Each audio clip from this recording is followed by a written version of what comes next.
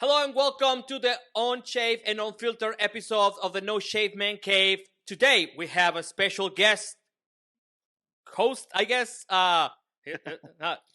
Justin Harvey. What's going on? And we have Jay Tilly. I got him right this time. And we are going to talk about the most important topic of the week. Does size matter?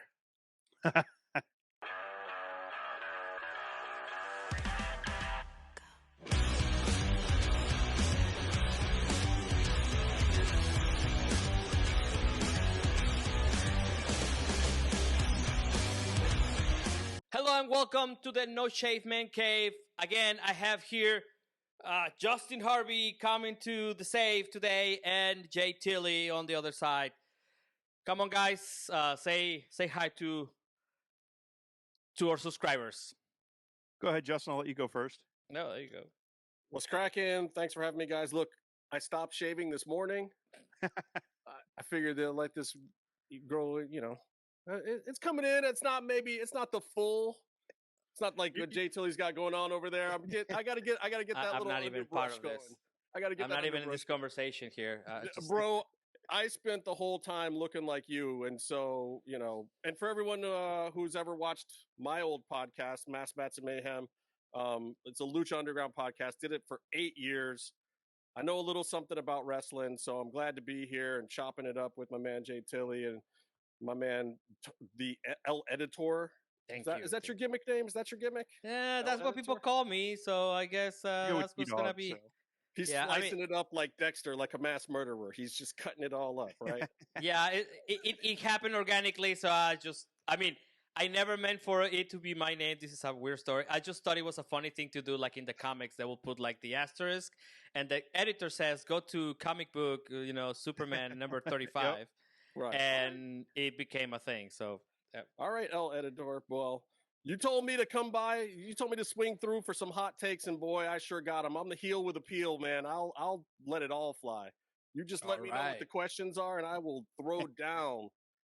And you can follow me at Justin Harvey on social media, Justin Harvey 75 on all social medias, and you can see what I'm all about if you care at all, or you just want to listen to the hot takes. Sit tight, buckle up, they're coming.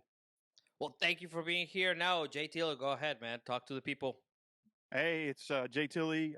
You know the deal, Uncut, Unshaved. This is our hot takes episode. Looking forward to this one. Always a good time. I appreciate Justin joining us. Ellie Jarrett had some personal things going on. If you follow our show, you kind of know what his struggles have been.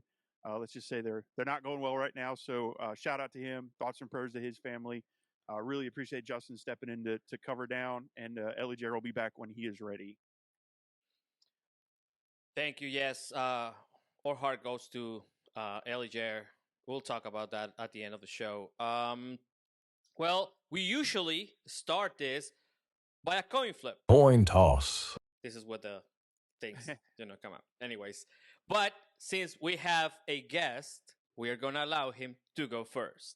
Oh, okay. Well, actually, you know what? No, that's fine. It's fine. Do you want to go first, or do you want to catch, or you want to kick? No, we always take the ball. Let's go. There we go. That's nice. Alrighty then. Well, there is no graphics yet, but we'll put him in on something here. Okay, so the first question, again, let me explain to you if this is the first time you're listening to the show. What we do here is we set up topics that have happened during the week or that we think they're interesting, and then each one of them has a minute and 30 seconds to answer to give their point or answer their questions the best they can. There will be a question at the end of the show that we'll call now the boomerang because it's about Australia, so I thought it was funny. I don't know. Which each of them will have one turn each, and then they will come back and have another turn each so that they will complement their idea or whatever they want to come up with. All right? So I get to rebut Jay Tilly? Yes, just at the very end. Just at the very end of the show. Sometimes the last question. The only reason why it's a minute and 30 seconds. The only reason why it's a minute and 30 seconds is so that I can edit this really fast. Anyways, Nothing wrong with that. Let's move on to the first segment Let's get it on. of the night, day, whatever you guys are listening to this. So right now, and I think Justin is watching SmackDown probably. I don't know what the hell's going on. No, that's nothing up there. You don't see any of that. Well, The Rock has announced that he's returning to the WWE. Is he really returning if he only goes away for like 6 weeks? Anyways, and he will be at SmackDown at the Smoothie King Center in New Orleans. Probably it's happening at this time, and it will be done by the time this airs. Anyways, there's been a lot of hinting by Triple H that there will be some major developments on the road to WrestleMania. There is a speculation that we will finally have that Rock and Roman Reigns match. Question: is The Rock coming back a kind of a panic button of some sorts, or was this the plan all along? Is there any concern because of the shrinking ratings, streaming numbers to bring The Rock back? Just as a note, Raw on Netflix saw a 37% decline in viewership, and SmackDown moves to Fox to USA Network in September has led to a 39% loss over the year until January 2025. Now, Justin, you have 1 minute and 30 seconds. Go. First of all, yes. Obviously, the ratings are always important. The Rock knows that. He's on the board. The Nick Khan's over there. People always think that Triple H is running the ship. Triple H is not running the ship. He's the cruise director. He's the activities director. He's running the shuffleboard league. He's taking care of the casino. Nick Khan, not Tony Khan. Nick Khan is driving that ship. Nick Khan is a very smart guy. He looks at the numbers. He did the deal that got them into the place that they're in right now. And this drop-off was 130% expected. This is not a surprise for anyone in the actual business side of WWE.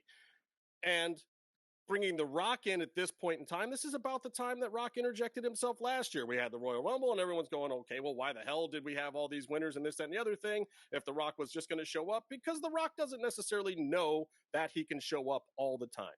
We don't know what level of convenience this was for The Rock, if he's shooting in New Orleans or what the deal is. They're going to announce next year, or the next WrestleMania is going to be in New Orleans, which is probably part of it. But spoiler alert for you, El Editor, Jay Tilly and I both know that The Rock came out and already messed with Cody a little bit tonight at the very beginning of the show. 10 seconds. We haven't gotten to his payoff. But yes, The Rock is there to help the ratings, and it's not a big deal. They are prepared for this. They are ready for this. Time. This is business. All right. I am not. I'm a busy person. I don't have time to watch everything. My TV is off right now. All right. Jay Tilly, 1 minute and 30. Go ahead. Yeah, I agree. I think the ratings drop was expected. I think they knew the debut on Netflix was going to be huge. They're still pulling in, 2.9 million viewers on Raw for the week and globally. So those are still pretty decent numbers. You can't really get mad at those. I believe The Rock, this has been the plan. I don't think this was like, oh my God, The Rock's showing up. I think they knew he was coming in. Like Justin said, this is when he showed up last year and kind of throw everything into turmoil. Whether or not he's going to throw a wrench into the whole plans, or it's going to seem as goofy as it did last year, I don't think so. I think this one's probably more strategic and more planned out. I think we're going to see him probably mess with Cody tonight. Maybe we'll set up something between him and Cody between now and before WrestleMania. But I agree. I think the payoff is going to be Roman and The Rock at WrestleMania. So we'll slowly build to that. But ratings wise, I mean, yes, he's going to boost the ratings because it's The Rock. But I don't know that any of it's there's no fear mongering going on right now because they're still making millions of views. So there's no reason for anybody to panic. Everybody knew there was going to be a drop when they went from Fox to USA because USA is not on as many TVs as Fox is. And then Netflix is Netflix, and it's going to grow. So 10 seconds. Yeah, that's all I got. I can cut it short. Oh, perfect. Oh, good time management. I encourage this. It's still getting more viewers on Netflix than it was on USA. Even if that number is down, it's still bigger. Wait, but my only question here is: are they taking into account like global views, or this is just America? Because this is global views. It should be off the hook, right? It should be crazy. It should be like 5 or 10. I don't know. Like they have a lot of. I mean, if it's on the screen and it starts playing, you usually go like, "Hey, what the fuck is this?" And they click. You know? Yeah, but are they pushing it globally? Like I saw Money Heist, but we saw Money Heist here like 3 months after people saw it in Spain. It caught on here. Like it takes a little bit of time for the rest of the world. It is here on the like on the top 10. So, yeah, the Europe top 10s too. Yeah, there you go.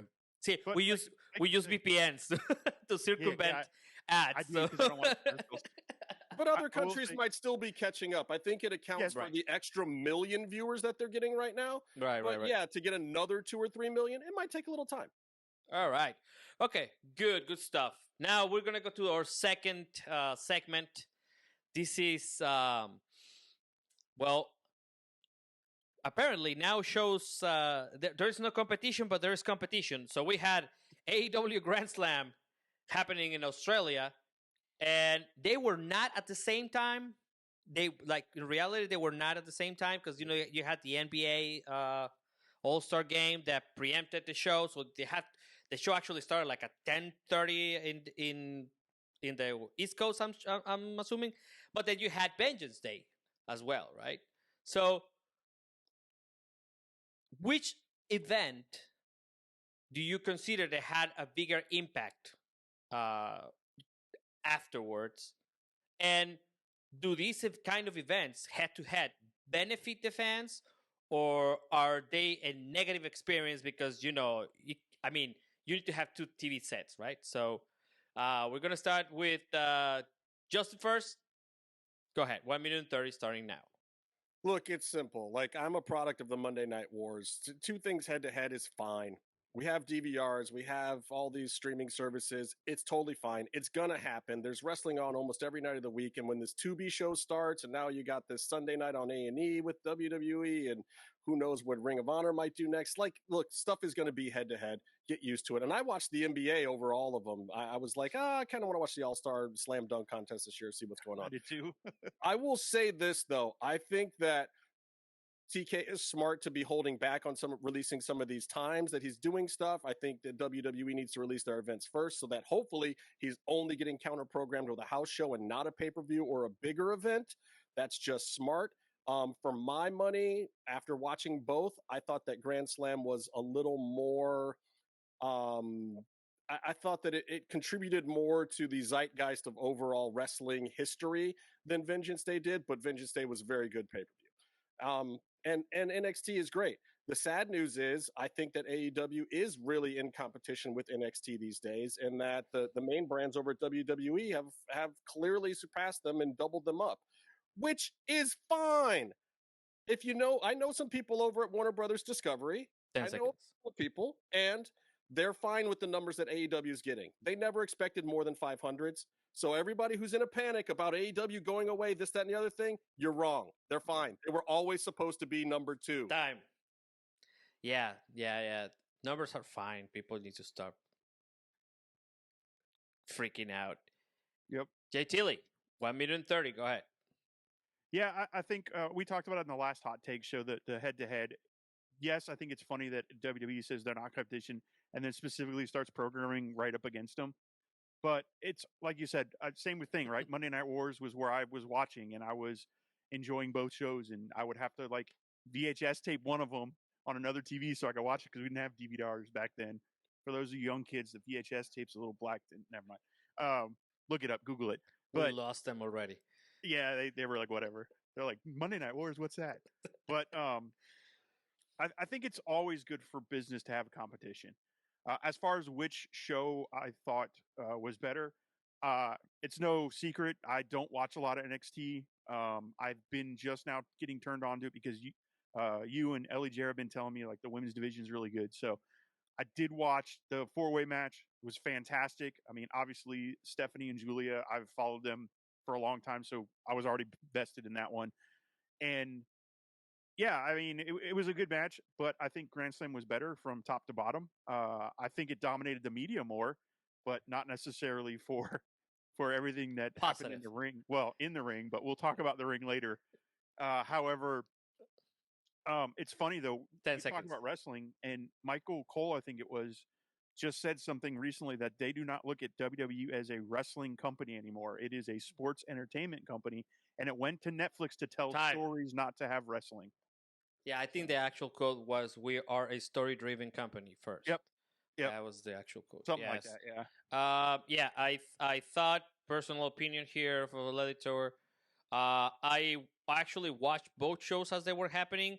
I'm sorry, the NBA has lost me so many it's times. bad. The NBA is bad now. It's What not is a good happening with that? I cannot. The WNBA is actually officially better to watch than the NBA, in my opinion. Yes, there's a dunk contest. It was amazing. well, but yeah, fun. but it was fun. yeah, but it's like, you know, it's a gimmick. It's not gonna make me watch the season or We're and then wrestling fans, El Editor. We love gimmicks. no, It's all not about the gimmick. not on my real sports, bro. Like my serious sports, I need them to, you know. It was a gimmick. You're saying the NBA is a real sport. That's where you messed up. All right. Okay. All right. We're moving on. We're moving on. WWE introduced the WWE ID Championship. Again, the fucking names are killing me, bro. Anyways, we were not gonna talk about WWLFG. That fucking cannot. It does not come out of the mouth properly. Anyways, so they unveiled on February 28th the WWE Independent Development Championship. These are going to be wrestled for it in the independent wrestling scenes, with inaugural champions to be determined through a tournament held across various independent promotions. So, how might the introduction of the WWE ID Championship influence the relationship between WWE and independent promotions? Plain and simple, is this good or bad? Could this initiative lead to a new pipeline of talent for WWE's main roster? Okay, so Justin, you have 1 minute and 30 seconds. It doesn't matter. It's more wrestling. It's more opportunities. It's good. More opportunities for people in the business is always good. Now, is everybody in the business going to be happy about that? Hell no. Is it going to mess up some independent promotions getting tangled with the WWE when they can barely make their payouts at the end of the day? Yeah, there's going to be issues down the line. I guarantee it. If you know these carny promoters out here, you know that them being involved with the WWE at some point in time is going to be a massacre. It's going to be awesome to watch as a fan, but super duper bad at some point in time for someone. But at the same time, I think it's great. I love the fact that WWE is being smart. They are hedging their bets. They're taking blue chip athletes from college and putting them right in the PI. They're taking indie performers and they're putting their tag on them before Tony Khan or MLW or somebody else can grab them. They're sucking up the whole game. This is what Vince has always done. They're taking over the territories, man. This is the whole thing again. And it worked every time. Putting the competition out of business, putting your stamp on things before they get to the next level is always good for your business. If it's good for wrestling as a whole, who knows? But there's still a lot of other options out there. I mean, there's a ton of these 10 kids, seconds. and the independent wrestling scene can always use any boost it can get, especially if it comes with some money. All right. Good time management also here. All right. Yeah, I don't know how good it is for the business, like for the business in general, but WWE is gonna. All right. I said I was taking the heel stance. I mean, WWE's going to snatch it all. He's going to snatch it all. They don't care. Else. All right. JTL, go ahead. 1 minute and 30 seconds. So this is the first one where I think we disagree. I think it's a bad idea. I think what you're going to have is the WWE going in and bullying these indie promotions. How is an indie promotion going to be able to book their show the way they want to book their show if WWE is running a tournament or has their champion and says, no, we don't want that guy to go over because, you know, he's our champion. You can't have him to get beat. So I think overall it's not great. Now, it also depends on like you just said, money, right? Money talks. Are they going to go in and say, hey, I'm going to give you $100,000, run this tournament. These are the people we want you to win. Okay, then yes, I could see that. But again, still the outcome turns out to be bad because you mentioned it, that the territory takeovers and everything happened. Well, look what happened to WWE when there's no competition. It went to shit. Like I stopped watching wrestling because I didn't enjoy it anymore because it was crap. And I'm a hardcore wrestling fan, and all I watch, I say that it was still on TVs, but I didn't enjoy it as much. So if they go around and suck up everything and destroy everything and do it again and cause this vacuum again, then we just got one promotion again, and we're back to Roman Reigns eating dog food because Baron Corbin's dumping it on him stuff. Like there's some terrible booking and stuff. So I just think it's a bad idea. I see the point of it being good for them to suck up everybody, but in the long run, I think it's going to be bad for business if it's not handled right. I'm good. All right, good time management there. So basically, sat watching. You have come up with a new term. Sat watching. Thank you. Sat watching. That's I did not watch at all. The entirety of Daniel Bryan in WWE. I did not watch WWE. I didn't see AJ Lee. I didn't see any Total Divas TV show. Oh, I remember that. Yeah. Until Lucha Underground came back and made me love wrestling again, I was done. That's about when I got back too. I'm with you. Oh my God. TNA. There was a segment. There was a part in there where TNA was really good too that I watched. I watched some of that. And then when TNA started folding, and then it was just WWE, I was done. I'm like some of the Aces and Eights parts and some of that stuff in there. Yeah, I watched some of that too. Sadly, none of that made it for me. I had to wait until AEW started coming out around because I missed all of Lucha Underground, so I really didn't. Yeah, I didn't. But again, I was in another country in another part of my life. So, yeah, we will talk about, by the way, we will talk about Lucha Underground, a special show, probably next week when we can all get together here and have a lot more fun. The more the merrier. Anyways, excellent points. I don't know. Personally, I think it might make in the long run is going to make a lot of bad things happen, but as usually and everything does, it will come back around, right? Like it will bounce back somehow. Maybe another millionaire will be like, I got some $3 billion to lose. Other promotions deal with booking other titles all the time. I mean, Izzy Moreno is going around with the Mission Pro thing. Don't you think they don't have to call those guys and figure out what's going to happen with their belt when it shows up in another promotion? It happens all the time. The Defy belts go around a different place. Like this shit happens. It is what it is. Those are a lot on that end. I understand that. Yes, those are a lot different than WWE though. Yeah, I understand. The big thumb is pushing down on you. NXT UK. That's all I have to say. Yeah, exactly. WWE can kill a promotion if they want to. Yeah. Okay. Yeah. I'm just saying. That's a fair point. That's a fair point. Yeah. Okay. All right. Moving on. This is our boomerang segment. Boomerang. Now, Justin, you will get. Justin, you will get 1,030,000, and then JT will get 1,030,000. And if you want to combat or you want to make the point that you're up to, you will have each your own rebuttal. And the story of the week was, for some reason, the ring size at AEW Grand Slam in Australia. So during AEW Grand Slam Australia, reports surfaced regarding a different ring size being used compared to standard AEW shows. By the way, more than a report, it was visible. Like you can tell. Like if you ever watch wrestling, you can tell that that was the first thing that popped up into like JTL is like, wait a minute, that ring looks small. He's used to looking at small things. Anyways, the first question is, did AEW's decision to use a different ring size impact the matches in Grand Slam Australia?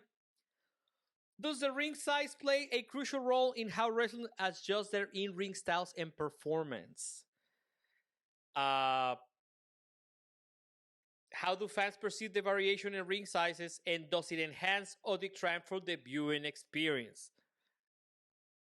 Okay, guys, you have first, Justin, you have 1 minute and 30 seconds. Go ahead. It's simple. It absolutely matters because the fans noticed. They're your paying freaking customers. And all these experts and pros and vets and whatever that say, oh, I've wrestled in an 18 by 18, I've wrestled in a 16 by 16. It doesn't matter. It doesn't matter. It doesn't matter that it's acceptable. What is not acceptable is when your fans don't like something. You need to get these people to keep supporting these events, to keep buying tickets. I don't care why the ring wasn't what it was supposed to be, but it wasn't. And the fans noticed. The second the fans noticed and the second it became an issue for the fans, it was an issue. I don't care if the matches were okay. And they weren't, by the way. You could tell a lot of people's step was off. Toni Storm's step was off coming off the rope because she had to take a half a step less to get to the center of the ring. Do you know who did great with it? Kenny freaking Omega. You know why? Because he wrestled in that carny ass PWG ring forever. That thing was a freaking bouncy castle in the backyard of a freaking McDonald's. That thing was terrible. But he knows that kind of ring. So that match was great. Everybody else's match, you could tell they were off a step.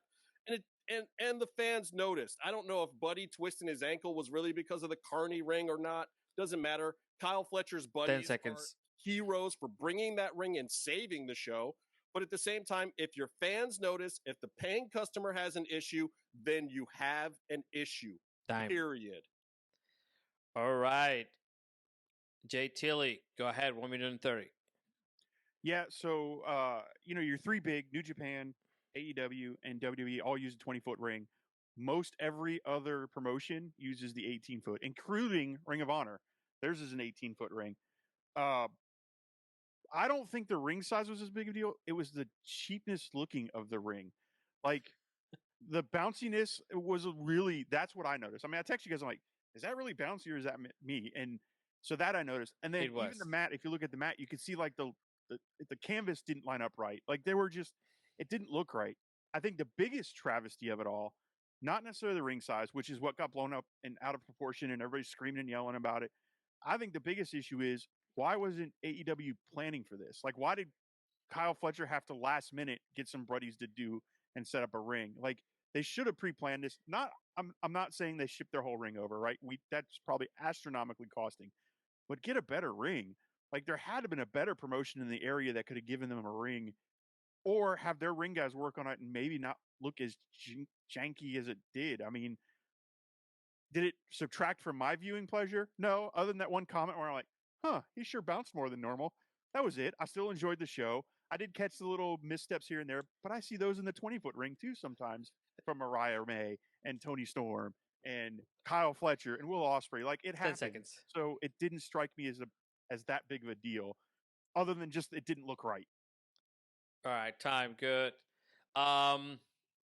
Before I give you guys a chance to expand on your opinions, hot take alert. This is gonna get like really hot, I guess, because what I'm gonna ask here is, what does this say about AEW going to other countries? What is the presentation of this? Again, Justin, you have 1 minute and 30 seconds. I'll come back with more, and we can all discuss after this, because apparently it's very, very hot. So go ahead. I'm going to take a little left turn here. It doesn't matter. It's fine. AEW's 5 years old, everybody. It's 5 years old. Yep. The growing pains are real, but also it's fine. Do I think that it was a screw up? Abso-freaking-lutely. It was a screw up. It looked bad to people. And it does say your first impression does mean a lot, but it was still a hot show. It was still a hot crowd. And 5 years in, to be able to go to another country and put on that show and crown Toni Storm as a champion is absolutely a miracle feat for that company. 5 years is a flash in the wrestling business. It's a cup of coffee. And the fact that AEW is even remotely where it's at right now with the numbers that it has, whether they've come up or down, just the numbers today, if you announce a wrestling company and you could get the numbers and do what they are doing, you're fine. AEW's fine, everybody. It's fun to talk about. It's fun to clown on them. It's fun to say they screwed something up. It's fun to make fun of Kyle Fletcher's buddies and their bouncy house castle freaking ring, whatever. But at the same time, everybody, it's fine. That was a phenomenal show for a 5-year-old company that came out of freaking nowhere, that employs a lot of the world's best talent. We get to see these people wrestle. So it's good. I'm good with it. I'm good with AEW. I'm good with the event. The ring is funny. I make jokes about it, but at the end of the day, they did what they had to do to put on that show, and it's cool. Good timing, bro. Good timing. Jay Tilly, go ahead.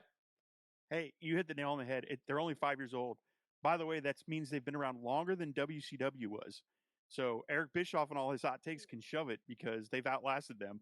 But that being said, internationally wise, if they're going to go on tour and they're going to do more stuff overseas, they might want to invest on setting up something over there permanent to where they could ship it around over there. Now, Australia, I know, is a completely different one, but I think for All In, they got a 20-foot ring while they're over there. So there are things they can do logistically. And if Australia is going to be a steady place they're going to go to maybe 2-3 times a year or twice a year even, yeah, I would invest in a better ring that looks a little better on TV and be ready for it.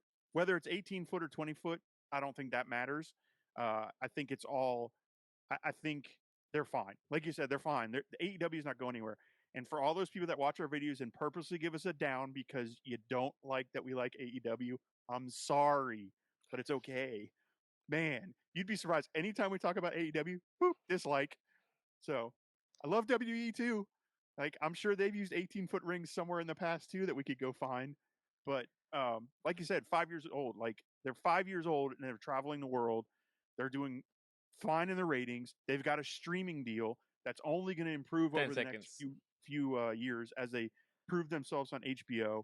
They just announced they're going to release all their pay-per-views on, I think it's March 1st. All AEW pay-per-views will now be on HBO Max. So they're fine. All right. Yeah. The only thing that I can think of this, it's some form of miscommunication, I'm assuming.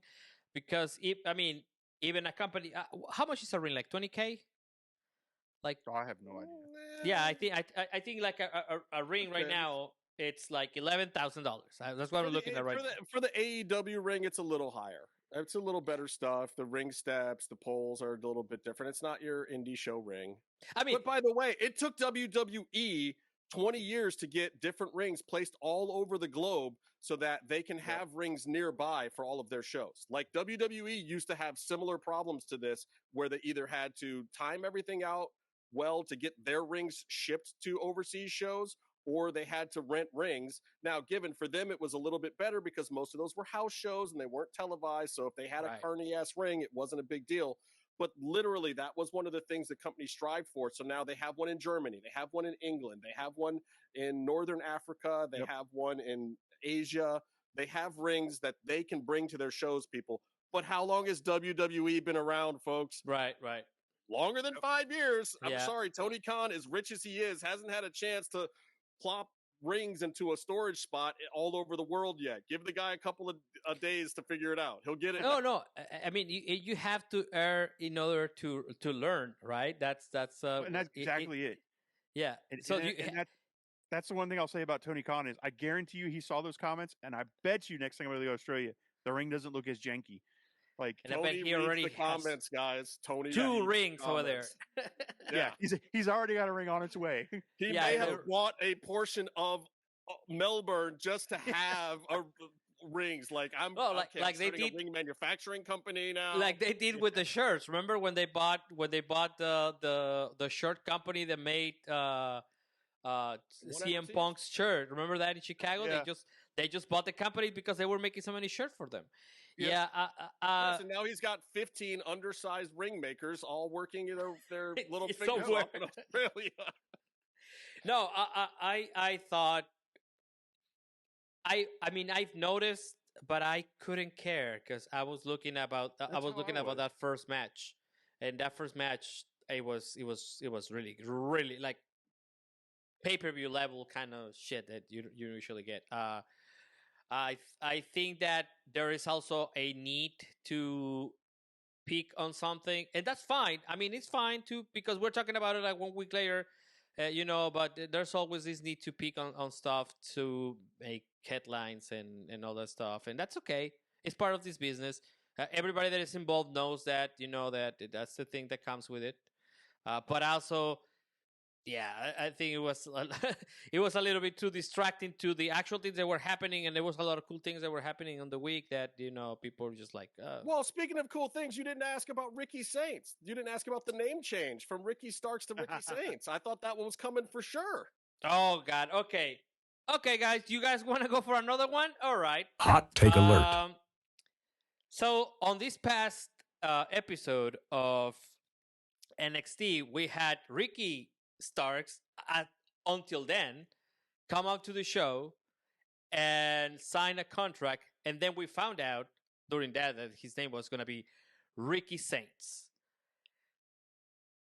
I think. Well, I'm gonna wait, but you think this is a good change? Is this the right direction? Does it matter that he had a build with the original name that he worked with for like so many years that got him where he is and got him signed? Justin, you have 1:30 seconds. Look, I hated it when Mean Mark Callis became the Undertaker, but the guy's a freaking Hall of Famer. The Undertaker was the stupidest gimmick I ever saw in my whole life. The first time The Undertaker came out, I was like, what is this cartoon nonsense that Vincent Kennedy McMahon is forcing upon me right now? Mean Mark Callis was a badass. What is happening right now? This is the stupidest thing ever. So when I heard Ricky Saints, I was like, it's no Undertaker, but it'll work. It'll get the job done. I love Eli Drake. I love Sean Ricker, but when he became L.A. Knight, I thought it was stupid because I liked Eli Drake. Yeah. I didn't like the L.A. Knight thing, but guess what? It worked out fine and everybody knows him now. And so I think it's going to work out fine. And I will say this, maybe, just maybe, Ricky Starks is the smartest guy on the face of God's green earth.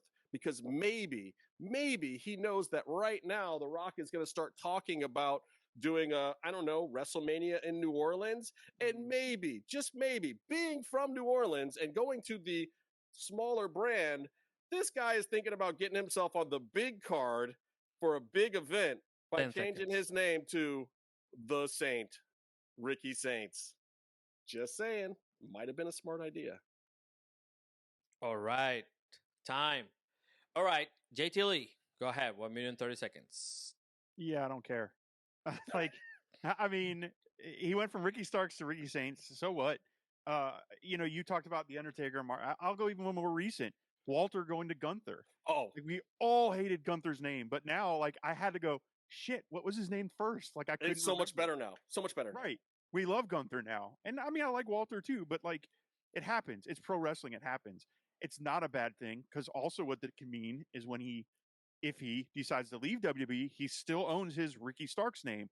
So now he can leave and be Ricky Starks again and be on the whatever he goes to, whether it's back to AEW, New Japan, if he goes anywhere. I'm not saying that's his plan, but I don't have a problem with it. It didn't sound right because we all know him as Ricky Starks, but that's fine. We'll get used to it. It's no big deal. I mean, just like Jordynne Grace is, I don't even remember what is she going by now? I have no, Tilly, no, London Trill. Trill London. Jordynne Grace? She was joking about the London Trill thing, I think, because they let her keep Jordynne Grace. Did they let her keep? I wasn't sure. She gave Jordynne Grace, yeah. Oh, okay. So, I think Ricky had to change because there is a Zoe Starks. There's a Billy Starks. Right. There are other Starks. And in WWE doesn't do this Tony nonsense of okay, you got to let him finish first. Blah, blah, blah stuff. Yep. Come on. Yeah, I agree. And like I said, I don't care. If he's Ricky Starks or Ricky Saints, I'm still going to watch him either way. So. Yeah. Time. Not a big deal. I think kind of makes sense. Is he from New Orleans? Yeah, he is. There you go. Huge Saints fan. There you go. Yep. And then he's gonna come out in gold and black, and it's gonna be fucking amazing, right? Yeah. I mean, it's repetition create Bird's beauty or something like that. I forgot how that works, right? So it's gonna be everywhere in the next 3 months, and everybody's gonna forget what it was before. And also, I always got distracted by the Stark thing because either I thought of Game of Thrones or I thought of Iron Man, and neither of kind of fit him, right? Not really, neither Game of Thrones person or Iron Man. So I always thought that I think it's good. I think it's good for him. And well, I don't know how good it's gonna be for him on like keeping the name afterwards, but I mean it's pretty good. Yeah, I think the pebble he's not was thinking taken. of that. The what? The pebble was already taken because he's the little rock. He really wanted that one. Yeah. Well, no, we love Ricky. I'm happy to see him over there. I think it's a good hell list. yeah. I think very he happy landed. to see him I think there. he landed well. The parachute opened. He landed in the right place at the right time, and he needed it. Yep. The guy needs the discipline that they're going to give him over there. He also needs the camera time and the TV time to work out the few little kinks he's got. It's going to be great. Yeah, I'm actually excited about the men's division at NXT for the first time in ages. Actually, yes, because I couldn't care less NXT about for the that. first time this last week. Yeah, Look, this week was the Ricky, first time I've watched NXT. Ethan, Sean Spears even getting a little come up. Now Trick. I watched once when Ethan came back. When Ethan came in, I watched it, and then I was like, okay, I can't even. I don't know what's going on with this. The women's, I do watch. I mean, I purposely go and check them out. Like I do. Me too. Well, 70% of the show. You can't not check it out. It's the whole show, and they've got 20 great talents over there. The men's division, as much as I like some of these up and coming guys, has like 4 or 5 guys. Like you want to see Tony D'Angelo, you want to see Ethan, you want to see Trick, you maybe want to see Oba. That's really as far as it goes. And then they put those other guys out there, and you're like, okay, those guys are developmental. Yeah. You watch the girls, and very rarely are you saying they're developmental. You're saying they're NXT superstars. Right. You're not saying that they're developmental, but half of the guys roster, very developmental. Yeah. The only thing that I can like discern right now this time is that the NXT, it's WWE's alternative to WWE. And not so much as they used to be in the gold and black era, right? But that's what they are, and that's why you can have Ricky Saints go from AEW Dynamite to NXT. So I think that that's why that transplant is going to be great. And if he goes to the main roster, I don't think they're going to call it that anymore because they're trying to position NXT as like the same level or whatever. But they will still need to have like better setting because it still looks very, setting. It looks like it looks like a discounted. Well, and they're piping in show. Crowd noise, and they're still doing other stuff. Like it's still developmental as much as they want it to be their third brand. They got a little bit of ways to go, but they might get there, especially with now a show on Tubi. That's another developmental show. That's the even green guys with LFG, the show that's the reality show of developmental before the That's what we talked about last week. We said that, you have this, you have Evolve and you have LFG. Fuck, I hate those names. Oh, wait. You have LFG and you have Evolve.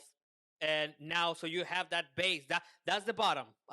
Just to say, now I don't want to say that the worst. That's just the bottom like tier of WWE, and now you're gonna have NXT, and then you will have the rest. So but guess what? It's not even the bottom tier. The bottom tier is that ID belt, the WWE ID. Yeah.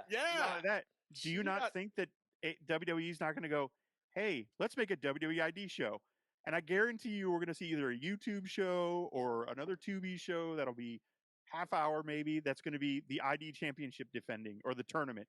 They're going to show it somewhere. Hey, call me. I'll do it. I'm a TV producer. I'll do that shit.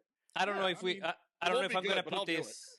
I don't know if I put this on the final edit, but we kind of discerned or like came up with the point that show that AEW was going to do. What was it called? Yeah. What was it called? Shockwave. Shockwave. We think that Shockwave was supposed to be in Tubi because Tubi is mostly Fox right now. It was at one point Warner Brothers. I but think then put it on Fox Sports personally. That's where I think so? it'll end up is on Fox Sports. What you think that's still happening? Was going to go to Fox Sports when they lost SmackDown. They were like, "Do we still want some wrestling representation? And what can we get in our price range? Maybe we'll do it on Fox Sports and see how it goes." I don't think that they want to take. Oh, an FS1, you mean? Prime time anymore? Yeah, FS1, Fox Sports 1. Yeah. Oh, okay. Well, maybe I don't know. I thought that Tubi was like Ring of Honor will go. Well, yeah. That was my thing when that came to the. Why didn't they pitch ROH is already an established company and everything. So Yep. I don't know. All right. This is the very Final thoughts. last part of the show. These are your final thoughts and predictions. Is there anything in particular that you enjoyed this week that we have not covered, and something that you think it's a positive thing? This has got to be something positive that you want to share with us, or if you want to any kind of prediction for the next couple of weeks or for the next week that you want to share with us. You have 1,030,000. This time we flipped it around, and JT goes first, and then Justin closes and gives us all his social media and stuff so that you guys can follow him, send him money. He will send you his underwear. No, I'm kidding. Gross. All right. I don't know. Some people like that. Believe me. Some people like it. All right. JT, go ahead. Yeah. Standard good week for wrestling. If you didn't catch Grand Slam, go check it out. Some really good matches in there. Vengeance Day, go check out the women's match. Nothing really stuck out as like, oh my gosh. I mean, there was one thing, but we can talk about it next week. But we'll cover that at a later point, probably next week. But overall, good. Dynamite is kind of in a good spot right now. I think they're putting on good, not great shows, but there's great parts of the good show. I think WWE is in this weird funk right now. Jesus, for real. I think a lot of people aren't agreeing with the Charlotte Flair thing. I don't think a lot of people are agreeing with the Uso thing. So interesting to see if they don't use The Rock coming back to kind of turn some stuff around, drive some buzz. We'll see. Prediction wise, man, I think Revolution is going to be an amazing pay-per-view in a few weeks. I think putting Kyle Fletcher and Will Ospreay in a steel cage match is going to be bonkers. But yeah, that's pretty much it, man. Thoughts and prayers to my partner in crime, and that's all I've got. All right, thank you, man. Thank you, appreciate it. Justin, go ahead, man. I'm gonna give you some backhand positivity. My man Trevor, my man. His promos have been absolute flat out garbage for the last 8.5 years. Ricochet cannot cut a promo until this very week. That is the biggest thing in wrestling. You guys don't know. I've been a fan of his for a long, long time. I have talked to this man. I have seen this man's evolution from the Indies and CZW, going out to Japan, coming to Lucha Underground, going to WWE, working his way up to the main roster, coming over to AEW. And that man couldn't cut a promo if I gave him all of the money in wrestling until now. Yeah. Please, please, please give Ricochet his flowers this week for cutting an absolutely brilliant promo. For getting that character down, for giving me something to latch onto emotionally in him as a character for the first time in ever. And I love it. I want to see everything the man does now. The match quality, he's already hit his peak match quality. He's probably coming down on match quality at this point in time, but it doesn't matter because he's giving me something to emotionally invest in finally. And so now I'm glued to the screen to see everything that Ricochet does for the rest of his whole damn career because he learned the one skill that he had never learned in wrestling, which is the art of the promo. Love it. You can follow me at Justin Harvey 75 on all the socials. My old podcast, if you want to hear me talk about Lucha Underground and Trevor back in the old days, is Masks, Mats, and Mayhem on the Lucha Central Podcast Network. And thank you guys so much for having me in. I wish it was under better circumstances, but at the same time, blessings to everybody and blessings especially to Ellie Jarrett for everything that he's going through. But thank you guys for having me on today. Appreciate it. Thank you. No, thank you for coming to the rescue. We really appreciate it. We're going to have you back on the show for a different format because we're going to go back in time a couple of years ago, not even that far.